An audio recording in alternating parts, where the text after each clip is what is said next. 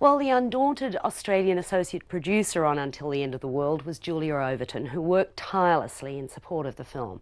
We were interested to hear what she had to say about working with Wim Wenders on such a big budget international co-production. The end came about because there was a beginning, which was Wim's vision.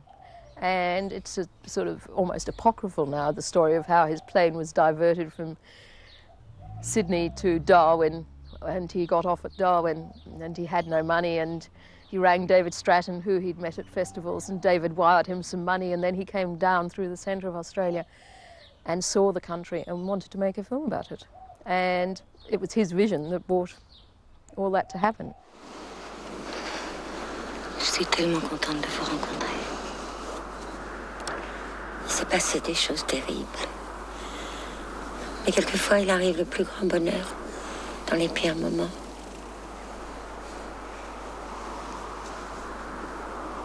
He certainly didn't want it to be a travelling circus. In fact, when he first spoke to me about the project, we discussed it in terms of being a low budget. It just got bigger and bigger and bigger, and it was like a juggernaut. Wim has compared this as to the Odyssey, you know, his Homeric journey, he calls it. I don't think he'll be doing anything this big for some time, if ever again. The cost of it was more than all of his films, the rest of his films put together. Hey, baby! Baby! Ooh la la! Ooh la la! Baby! Ooh la la! Leave me alone.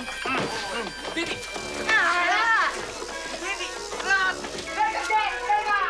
Winter. Run away!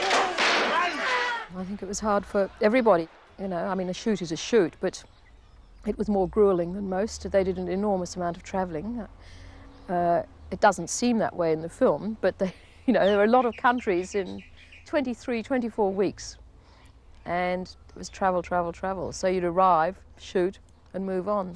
That's 3 countries in 3 days, baby. Oh, don't call me baby. You just happened to be having your car fixed in the south of France. You just happened to wander into my uncle's house in Berlin. I was trying to save your life. You just happened to be having breakfast in Lisbon. That's quite a coincidence. Once you become part of it, you're part of it for life, you know? I mean, it's not, say, it's a film that you can just walk away from and, okay, that was a film, it went a bit over budget, and that was that. To work with Wim was the biggest honour I could ever have had. To work with someone who really cares about his project, who cares passionately about what he wants to say and how he's going to say it. He just has something that is so extraordinarily special and charismatic that he will inspire you, inspires everybody.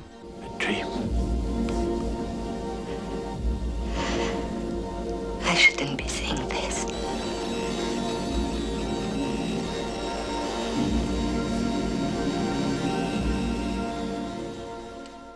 Oh, that was Julia Overton talking passionately about working with Wim Wenders on Until the End of the World. Well, after the stunning and successful Merchant Ivory productions of E.M. Forster's work, most recently with Howard's End, along comes a rather limp production of Forster's early work, Where Angels Fear to Tread. Using Italy as a